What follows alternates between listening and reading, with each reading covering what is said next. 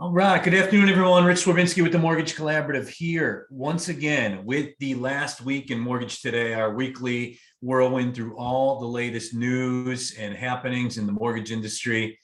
Each week, I am pleased to be joined by one of our lender members as my co-host.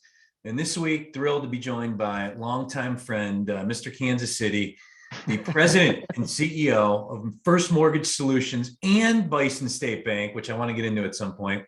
Ryan Wiebe. Ryan, good to see you, brother. Hey, man. Thanks, Rich. Appreciate you. Excellent. As always, no shortage of news to discuss in our crazy industry. And let's start, though, with the FHA insurance thing.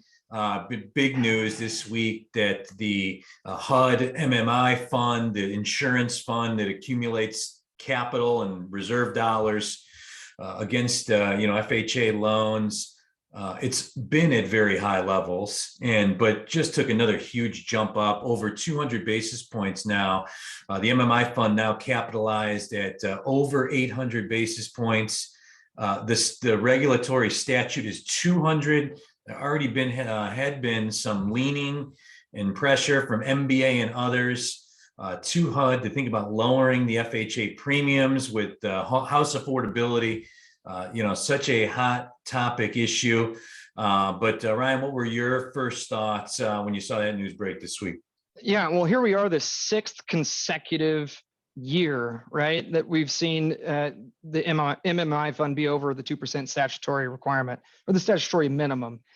And I'm sitting back to myself going, well, what's the intention for this? Our current legislature, our current leadership team here at the Capitol is all about housing and home affordability and serving the need and building up the low to moderate incomes and the first-time home buyers.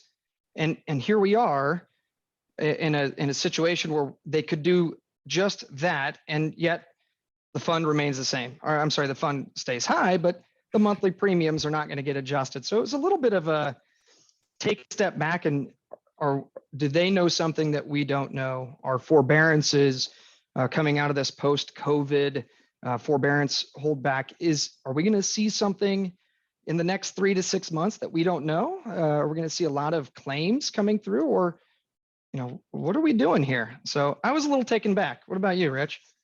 In my opinion, and I think what they were, the one thing they cited was that seriously delinquent loans, so loans that are delinquent, I don't know if it's more than 6 months or whatever, is a little higher. But I mean, to me, if a loan is delinquent 90 to 120 days, it's probably going to be delinquent. At least the chances of that are small. But in my opinion, it's time to lower the FHA premiums. I mean, if you think about all the different measures that have been bandied about by the new administration related to home affordability and kind of moving the needle for low to moderate income borrowers, to me, this is a more sane and responsible method towards those measures than expanding the credit box, especially with how well capitalized the fund is. So HUD Secretary Marcia Fudge has previously said that there are no plans to lower the FHA premiums. We all know there's an upfront and a monthly. They don't fall off. So that is a insurance that borrowers are paying throughout the life of the loan. I believe she made another comment after the news broke this week, Marcia Fudge, that there are no immediate plans now to lower the premiums. But who knows? I think the narrative will change. I saw Bob Brokesmith from NBA came out and made a pretty aggressive statement saying HUD should, aggressively examine lowering of the premiums or something like that. So maybe that will help change the narrative. So. Well, and if they're going to be competitive with the Fannies and Freddies of the world, I think you're going to have to. And that's why you've seen just a significant amount of volume continue to stay in that conventional space that could have otherwise benefited from and maybe even had a more aggressive or better loan profile. Something's got to give there. I'm not the expert on it, but something's got to give. And that space needs to open. That's a great point, because you're right. The share of FHA loans has gone down since the pandemic. We've seen it through TMC benchmark, where historically government business was like 22% of all the pool of loans that all the members that participate in that enter, and it's gone down 20, 19, 18%. So it's adversely, it's putting more risk on Fannie and Freddie. And it's taking opportunities to make loans away from the government entity that can reach more low to moderate borrowers, and the That's one right. that has got a nice big fat capital fund. So That's right. maybe somebody in charge will listen to this, and who knows. So moving on, more government stuff, and that has been the tune we've been playing on this show these last several months. So much government impact right now on our industry, and the Federal Reserve chairman spot. President Biden is expected to announce his nomination this week. Many still feel like Jay Powell will get that nomination. But Lael Brainerd, one of the other Fed governors, it made news last week that she was interviewed by President Biden, which caught some people off guard. And I'm not sure what commentary there is here, but always interesting. They're controlling monetary policy, has a big impact on our industry. Any thoughts on the Fed chair musical chairs potentially? Yeah, I think right now is not the time to play with major sweeping changes. You've got the experience of Powell, who's seen both sides of the equation in a COVID life and now coming out of a post-COVID monetary policy. I think this is one where you got to rely on the experience, and you got to stick with your guns and go with who knows and who's been in that spot since 2018. The disruption that this could have in the markets, I wouldn't be too thrilled. And I think the market's going to kind of dictate that too. If this is a Brainerd move, I think you might be brain dead.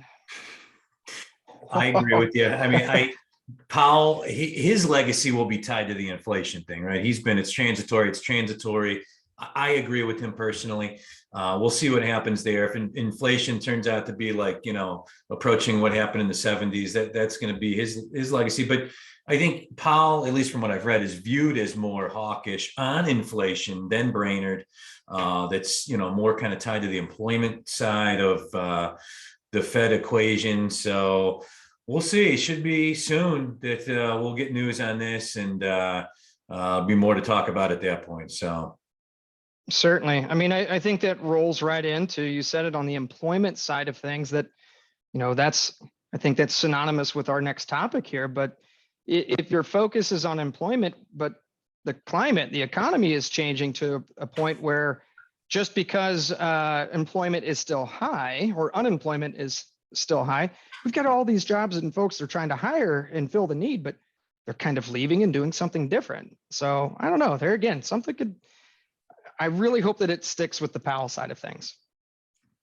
Good segue. Employment, not really mortgage news, but what everybody is now dubbing the Great Resignation. News came out this week. 4.4 million people in America quit their jobs in September, a new record, beating August, which was also a record. I think the stat I saw was over 6% of all Americans quit their job in August and September, which is absolutely mind-boggling. Yeah. People that have quit, and we're seeing, we talked about at the beginning and then into the throes of the pandemic that we were going to see some interesting byproducts of this life-altering situation we've been in for nearly 2 years now. And what we're starting to see is employment is changing in America. The frontline jobs, if it's hospital workers and service workers, those people they want other jobs. My kids, I got 4 teenagers in my house, and was asking them about this. Like, would you go work at a hospital or go work at McDonald's? They're like, hell no. We'll drive for DoorDash or, Right. But that's what's going on in America right now, fueled by the pandemic. The mortgage industry, obviously we've seen more movement in our industry just because it was hard to move for anybody really the last year and a half because of how busy and crazy things were. But have you felt any of this at your company, or how do you feel like it's impacted the mortgage industry? Yeah, I think it's coming. If it hasn't come to your organization yet, it's happening. We've all been drinking from this fire hose for a solid straight year and a half now, and as everything has evolved and changed, this fire hose of what do we do with all the loan volume? How do we handle this? So we rushed and rushed and rushed to hire and bring on people to handle the volume. And sometimes at the dismay of proper training programs and paying attention to your culture. And so as things have started to settle down for us, it's been a little bit of twofold. Partly on our side of things, we have begun some of our layoffs, but it's more of a calculated leveling of what our need was. Before it was, we need as many as we can get. And now it's really getting down to, well, how much of that do we need? Our staff has been trained up and they've got a year underneath their belt. And so we're starting to see the amount of volume and production that they can handle. And so we've made some of those adjustments. And I think the industries, we've about the same as we've experienced. So we're going to start seeing some trading and some more people leaving, whether they wanted to leave or not. But more importantly, down to the great resignation piece that I've seen, not just in my organization, but let's take, for instance, in Kansas City alone, employers are going to need to change. The great resignation, this work from home COVID environment opened up the world of possibilities of what people were actually looking for, right? They had, maybe it was poor management or poor leadership or a culture that was undefined or perhaps even a negative type of culture.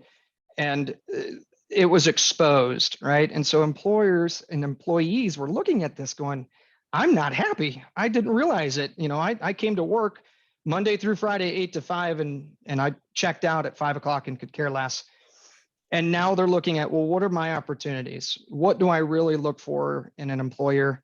And that's that massive wave of saying, well, either A, I'm going to do it better than they're doing it, so I'm going to go out on my own, or these, a totally different world. I'm going to change careers. So it's pretty interesting. It's kind of frightening at the same time, just like your kids, when we go to the restaurants, there's seats open everywhere still.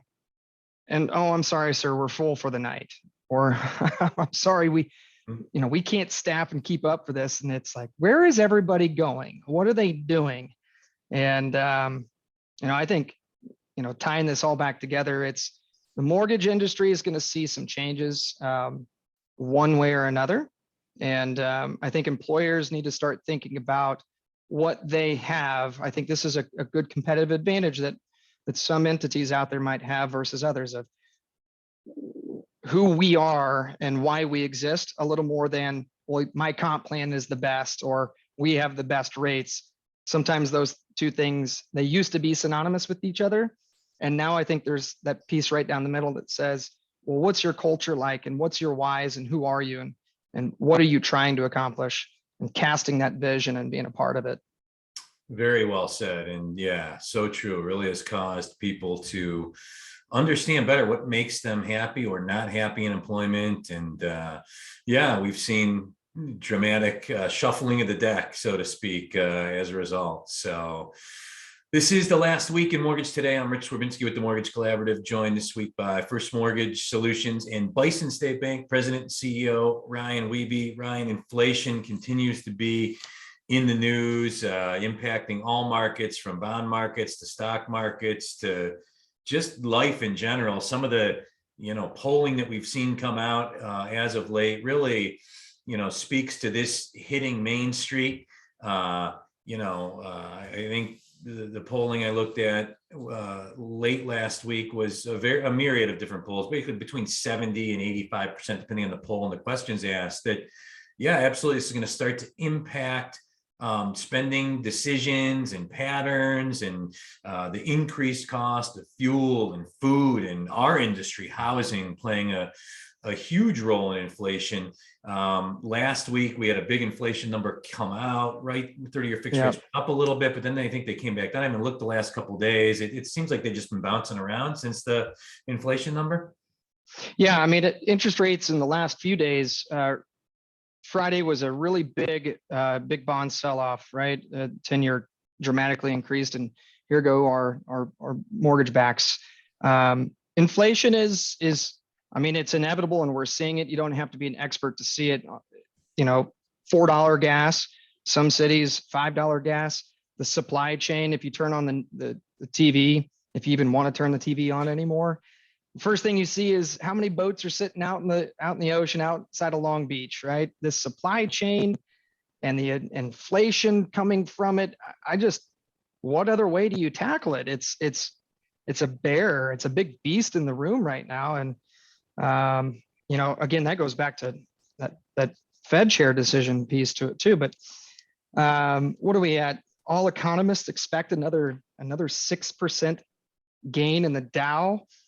And how can it get any higher? Like this thing is it clandestine for a massive sell-off? Is inflation going to take over and keep it going? I mean, holy cow. Everything it's like bizarre. my gut is telling me like sell all your stocks right now, but the gambler in me, I can't do it.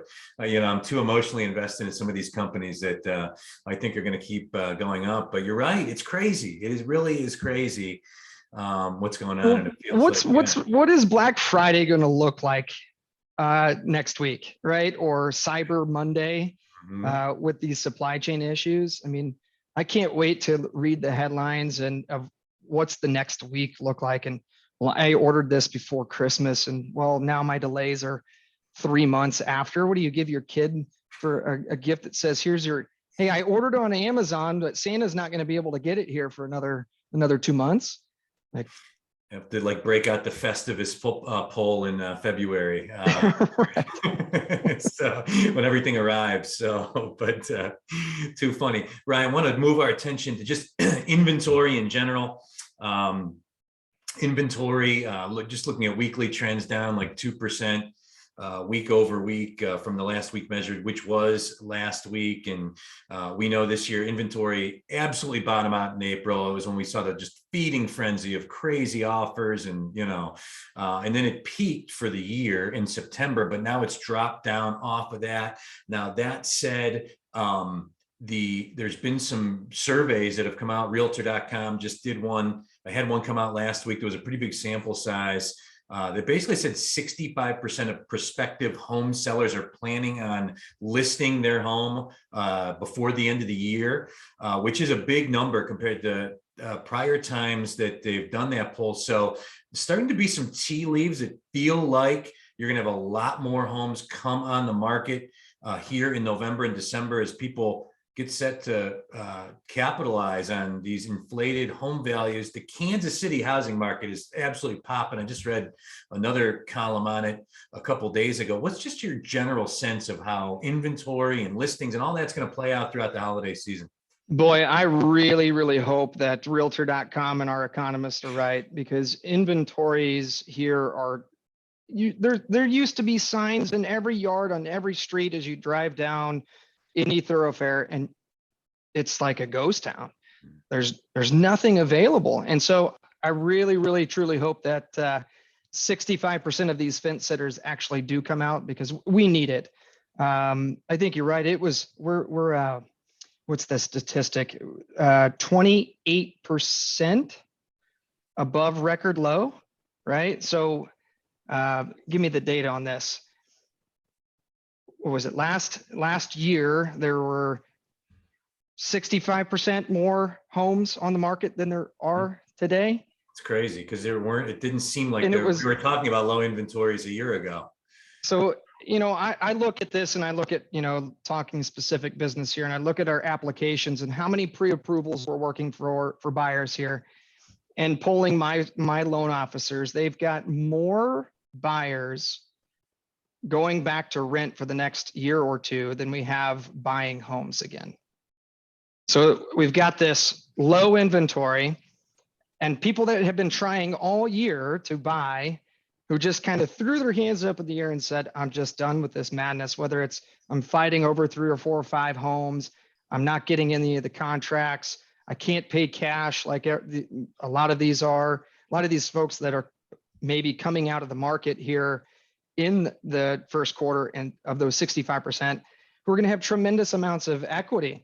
And maybe they're going to sell and then be those guys that are paying cash. I think we've seen a lot of that come through. But if we've got 65% coming to market that are going to sell, but we don't have the buyers because they just went back into lease agreements. Are we setting ourselves up for failure here again? And what's the wait? I'd like to have that crystal ball.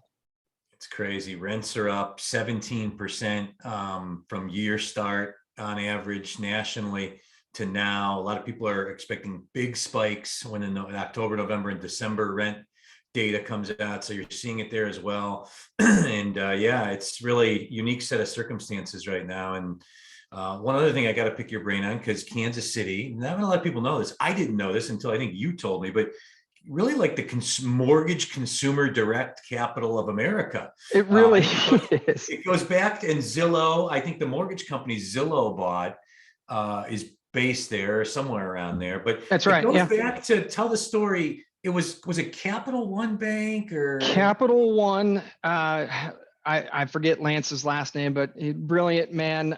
Capital One kind of started the deal, then that rolled over into another bank, Bank of Blue Valley, started mortgage by internet. Then there was North American Savings Bank, who's got a big division.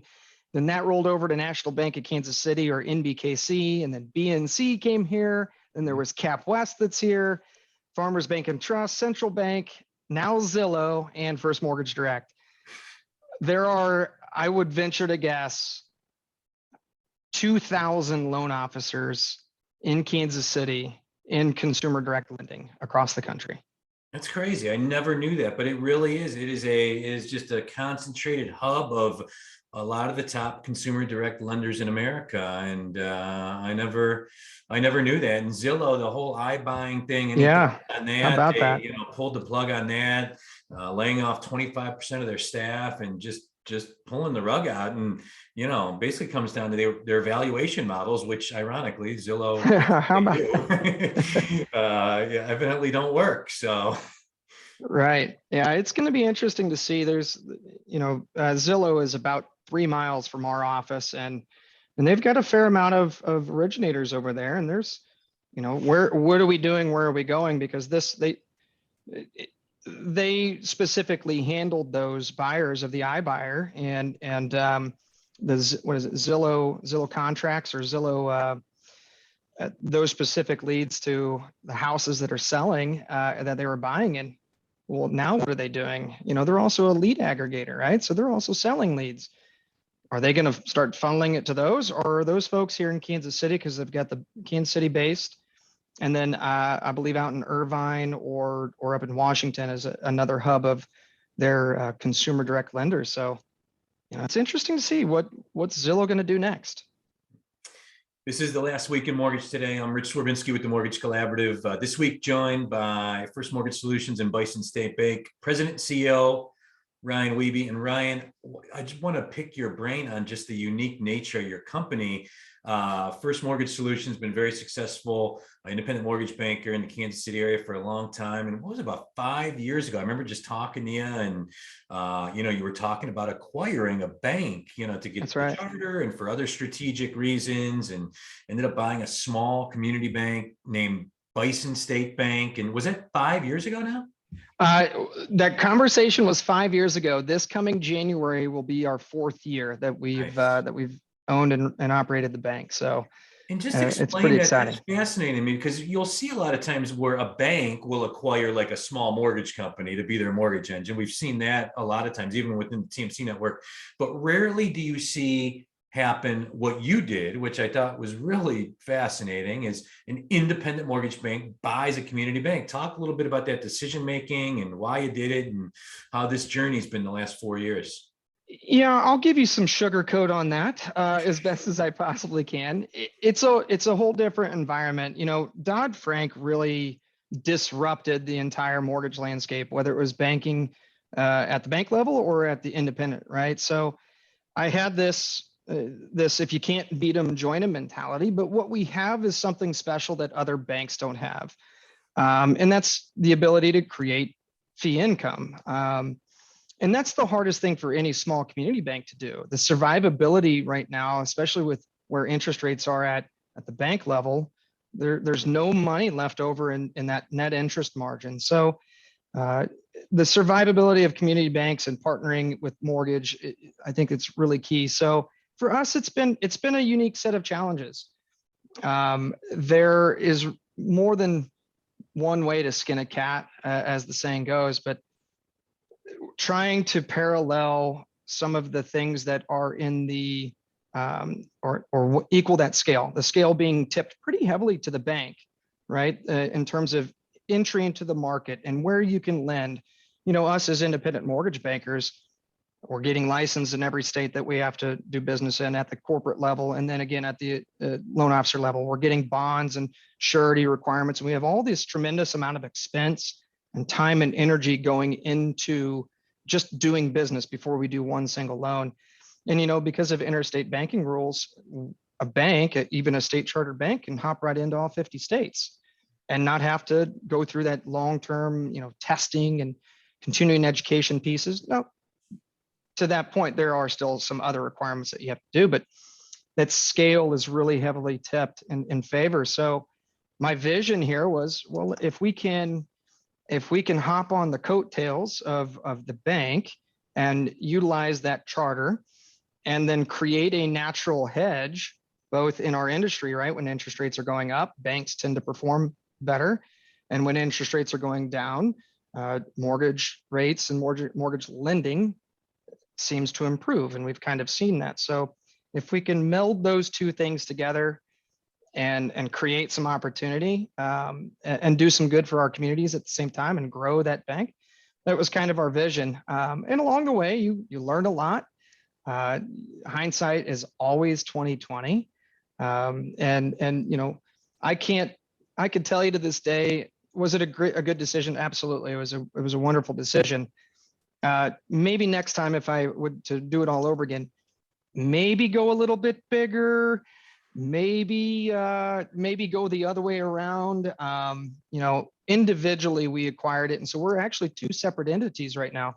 So you're running two businesses that do the exact same thing side by side.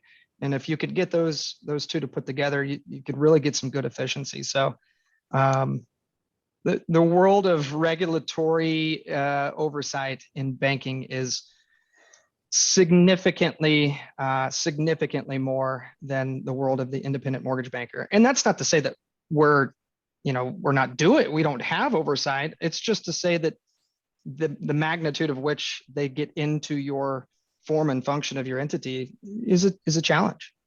So I remember 17 years of mostly bad memories of just one audit after another, OCC, OTS, fair lending, and CRA, and it really is exhaustive. And now you have the unique perspective of, but really, so they're both under one holding company, but they're completely separate entities.